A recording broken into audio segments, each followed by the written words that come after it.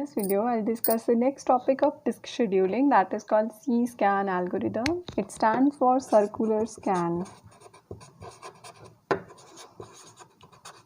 It is an improvement over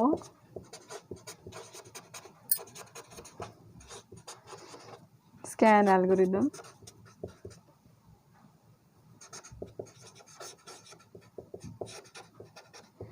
scan algorithm की improvement है हमारी सर्कुलर स्कैन. इसमें एक प्रिंसिपल चेंज है.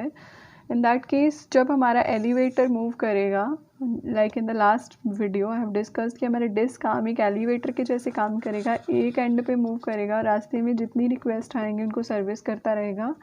Then it will move to the another direction.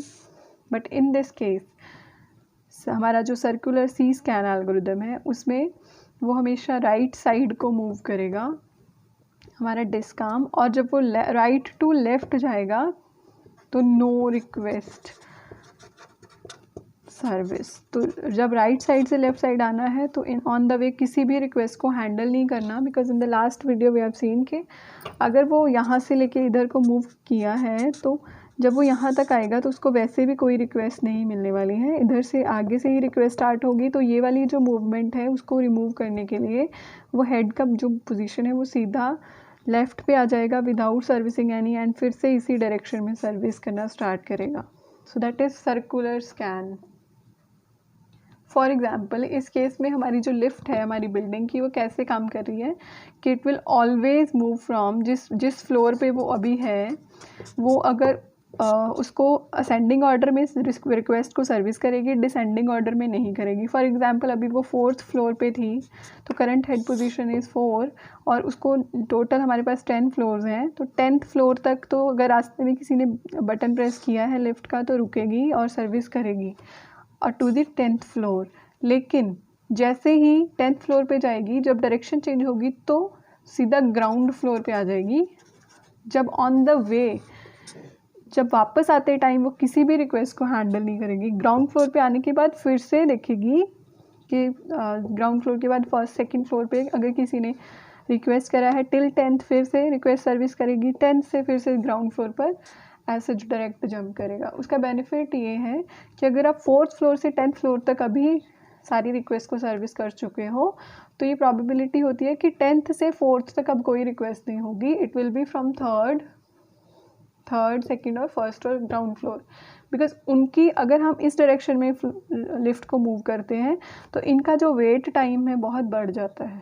Because the person who is standing in the first floor will wait more. On the other hand अगर हमने ऐसा रखा कि 10th फ्लोर से सीधा वो ग्राउंड फ्लोर पे आ जाएगा तो ये जो person are waiting on the first और सेकेंड फ्लोर उनको जल्दी सर्विस मिल जाएगी. तो that is the advantage of C scan algorithm.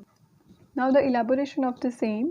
C-scan algorithm is modified version of scan algorithm which deals with the inefficiency of scan algorithm by servicing the request more uniformly. तो ये उसका advancement है because हमने इसमें को more efficient बनाया है because हम सारी रिक्वेस्ट को यूनिफॉर्मली हैंडल करना चाहते हैं.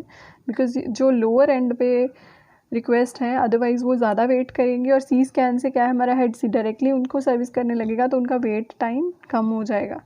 C-scan moves the head from one end, servicing all the requests to the other end. जब एक साइड से दूसरे एंड तक जाएगा तो सारी रिक्वेस्ट को सर्विस करता है. However, as soon as the head reaches the other end, it immediately returns to the beginning of the disk.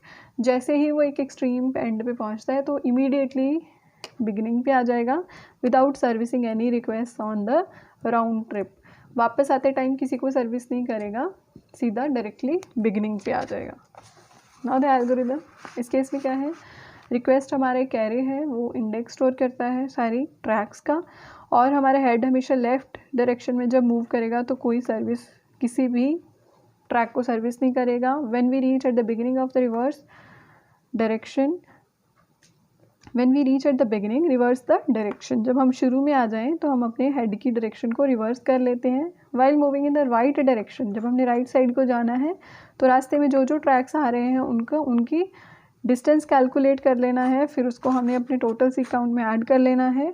फिर करंट पोजीशन हमारी न्यू पोजीशन बन जाएगी, उसके अकॉर्डिंग हमने डिस्टेंस कैलकुलेट करते रहना है जब तक हम एंड पे भी नहीं पहुंच जाते. Go to step 4 until reaching right of the disk. तो 4 तक तो हमने ये लूप चलानी है. जब तक हम राइट एंड पे नहीं पहुंच जाते, जब हम राइट एंड पे पहुंच गए तो डायरेक्शन को रिवर्स कर लेना है और 2 पे चले जाना है।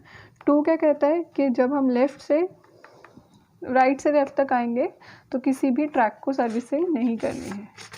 अब now will see with example of this. In this case request is an array having these request tracks, head is at 53। तो इन दिस केस जो हमारा डिस्क आर्म है वो 53 से हमेशा, अब देखो सी स्कैन हमेशा राइट साइड को ही मूव करेगा, लेफ़्ट टू राइट मूव करेगा हमेशा। तो इस केस में कोई कन्फ्यूजन नहीं है, तो डायरेक्शन गिवन नहीं होती है, स्कैन में हमें डायरेक्शन गिवन होती है। तो इन दिस केस 53 से जैसे 65 पे गया, क्योंकि वो राइट साइड को आ रहे हैं जितने रिक्वेस्ट हैंडल किए।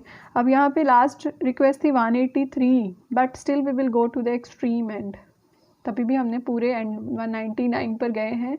Although 199 is not the requesting track, हमने एक्सट्रीम पे जाना है। अब जो क्वेश्चन आता है स्टूडेंट के माइंड में कि हमें कैसे पता चलेगा कि लास्ट एक्सट्रीम कितना है, तो अगर आपको ये गिवन होता है, अगर गिवन नहीं है तो आप एज्यूम कर सकते हो। तो इन दिस केस हमने 0 से 199 टोटल 200 ट्रैक्स एज्यूम कर रहे हैं, बिकॉज 183 इज़ द लार्जेस्ट। अब इस केस में वो 199 तक गया है, 199 से फिर वो सीधा 0 तक गया है और ऑन द वे उसने कोई भी रिक्वेस्ट को हैंडल नहीं किया है। एंड फिर उसने सीधा किसको हैंडल किया, 14 एंड 37। अब हम कैलकुलेट कैसे करेंगे, again with the same method, current head position minus next position, current head 53 minus 65, 65 minus 67। Again ये पॉजिटिव डिस्टेंसेस लेने हैं, इस पर नेगेटिव नहीं आना चाहिए। Then we will add on all the tracks and this is our answer.